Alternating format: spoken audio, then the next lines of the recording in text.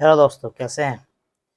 विदेशी कंपनी जो tech company है उससे निर्भरता को इंडिया को कम करने होगा। युद्ध में हमने देखा जब से 31 मार्च को जो ईरान की रिवॉल्यूशनरी गार्ड्स ने हमने धमकी दिया कि ये जो 18 प्रौद्योगिकी कंपनी है उस पर हम हमला करेंगे, और एक अमेजन के डेटा सेंटर पर हमला भी किया। तो ये जो अमेरिका से जुड़ी हुई कंपनियां हैं, ज़्यादातर अमेरिका से जुड़ी हुई बड़ी कंपनियां हैं, उससे निर्भरता कम करना होगा। जब रसिया ने यूक्रेन पर हमला किया तो माइक्रोसॉफ्ट ने रूसी उपभोक्ताओं के लिए अपना सर्विस बंद कर दिया। समझिए कितना बड़ा हथियार बनता जा रहा है। तो इंडिया के टैलेंट ही इस्तेमाल कर रहे हैं अमेरिका में ज़्यादातर। आप देखेंगे, आप अगर डीप में जाएंगे तो ज़्यादातर इंडिया का टैलेंट इस्तेमाल करके जो भी है गूगल, ट्विटर जो है इसका इस्तेमाल कर रहे हैं बहुत ही बड़े पैमाने पर। अभी कुछ दिन पहले मैंने देखा था कि वो उनका रिटायरमेंट हुआ एडोब केस का। पता है, ये एडोब के एक तरह से फाउंडर में से थे, वो भी इंडिया के थे। तो कहने का मतलब वो टैलेंट बाहर क्यों जा रहा है। ज़रूरी है कि इंडिया में ही सारा चीज़ सेल्फ डिपेंडेंट चीज़ बने। इस पर एक बहुत ज़बरदस्त लेख छपा हुआ है, तो मैं इसको सामने शेयर करता हूँ और बहुत ही ज़बरदस्त एक एक पॉइंट सुनने लायक। चलिए सुनते हैं। बाहरी कंपनियों पर निर्भर रहने से नुकसान होगा। भारत को रक्षा, सुरक्षा और आर्थिक ही नहीं, ऊर्जा से जुड़े ढांचे को विदेशी कंपनियों पर निर्भरता से मुक्त करने का प्रयास करना होगा। चलिए क्या देखते हैं। बीती 31 मार्च को ईरान के जो है IRGC जो है इस्लामिक रिवॉल्यूशनरी गार्ड ने धमकी दी कि वह ईरान पर अमेरिकी इजरायली हमलों के जवाब में 18 प्रौद्योगिकी यानी कि टेक कंपनियों को निशाना बनाएगा। इनमें से ज़्यादातर अमेरिकी कंपनियां हैं। बाद में उसने बहरीन स्थित अमेजन के डेटा सेंटर पर भी हमला किया। यह एहसास बेहद चौंकाता है कि नागरिक, सैन्य जुड़ाव, नेटवर्क केंद्रित युद्ध यानी कि जो भी है लोगों से जुड़ा हुआ, सेना से जुड़ा हुआ जो, और नेटवर्क से जुड़ा हुआ जो युद्ध सब है, और AI बेस्ड घातक हथियारों की वजह से प्रौद्योगिकी यानी कि टेक कंपनियां, चूँकि टेक कंपनियां ही ये सब काम करती है, जो भी एक तरह से जो स्मार्ट कम से AI से जुड़ा हुआ काम हो या फिर जो भी नेटवर्क से जुड़ा हुआ काम हो, टेक कंपनियां युद्ध में निशाना बन सकती है। हालांकि असैन्य ढांचों पर हमला हालांकि असैन्य ढांचों पर हमला करने जो युद्ध अपराध हो सकता है, और सैन्य अभियानों का हिस्सा बनने वाली निजी कंपनियों को निशाना बनाने जो युद्ध अपराध नहीं है, के बीच एक बड़ा नैतिक यानी कि मोरल और लीगल अंतर है। अमेरिकी और इजरायली फौज ने बेशक ईरान के विश्वविद्यालयों और इस्पात संयंत्रों पर हमले किए, लेकिन उनके बारे में उन्होंने दावा किया कि ईरान की सैन्य क्षमता में योगदान देते। वाह, तुम करो तो वही वाला हाल है।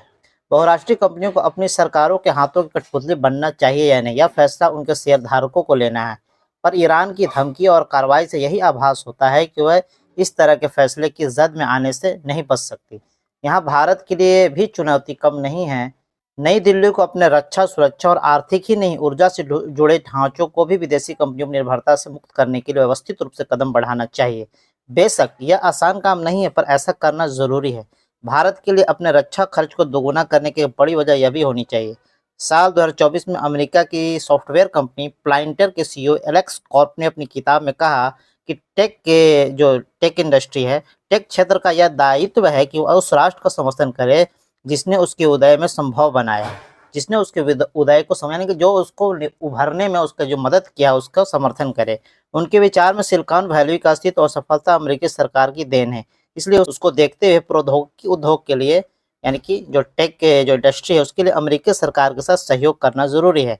खास तौर से AI यानी कि कृत्रिम बुद्धिमत्ता के क्षेत्र में अपनी जो है खास पकड़ को मजबूत करने के लिए, यानी कि अपने जो इस देश में वो फला फूला उसका साथ दे, ये उनका कहना है।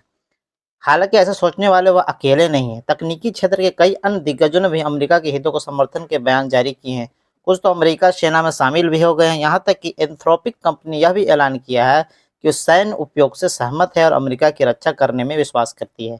गौरतलब यह है कि यह वही कंपनी है जिसने पेंटागन के साथ बड़ा विवाद हुआ था, जब उसने अपनी तकनीक का इस्तेमाल अमेरिकी नागरिकों की निगरानी और स्वचालित यानी ऑटोमेटिक हथियारों को पावर देने के कामों करने से मना कर दिया था।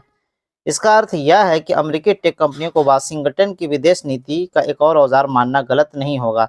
ऐसा हमने तब भी देखा था जब रूसी राष्ट्रपति व्लादिमीर पुतिन ने यूक्रेन पर हमला बोला। तब माइक्रोसॉफ्ट ने अपने रूसी उपभोक्ताओं के लिए, रूसी कंज्यूमर के लिए अपनी सेवाएं बंद कर दी। इस लिहाज से भी देखें तो बहुराष्ट्रीय मल्टीनेशनल या बाहरी कंपनियों पर जो एक तरह से डिपेंडेंसी, निर्भरता, उसको खत्म करने के लिए हमें अब संजीदगी देखना चाहिए।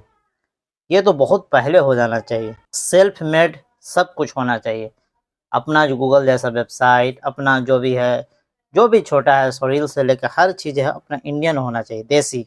इस पर मेहनत करने की ज़रूरत है, क्योंकि युद्ध में दिख गया बहुत ही कमज़ोरी है। और भी जितना भी एनर्जी के क्षेत्र में भी काफ़ी आविष्कार करने की ज़रूरत है, इस लेवल पर कि डिपेंडेंसी कम हो। जैसे इलेक्ट्रिक व्हीकल है, सोलर है, और जितने भी आपको रीन्यूएबल रिसोर्सेज है, विंड है, और जितने भी तरीके हैं सब पर काम करना होगा। और ख़ासतौर पर टेक कंपनियां जो एक तरह से डेटा से जुड़े हुए हैं, उस पर तो बहुत ज़्यादा काम करने की ज़रूरत है, ताकि अमेरिका से ख़ास तौर पर मुक्त हो। क्योंकि यही पूरे दुनिया में कभी यहाँ हमला, कभी यहाँ हमला, कभी यहाँ हमला, तो इसका पेट नहीं भरता, और 6 महीने बाद कहीं ना कहीं हमला करता है। कहीं कभी धरा गया, इसी बार ईरान से धरा गया बढ़िया से, तो हो सकता है आगे भी किसी देश से धरा जाए, तो फिर भी लेने के देने पड़ जाएंगे। तो ये है, तो ये डिपेंडेंसी कम करना बहुत ही ज़रूरी है।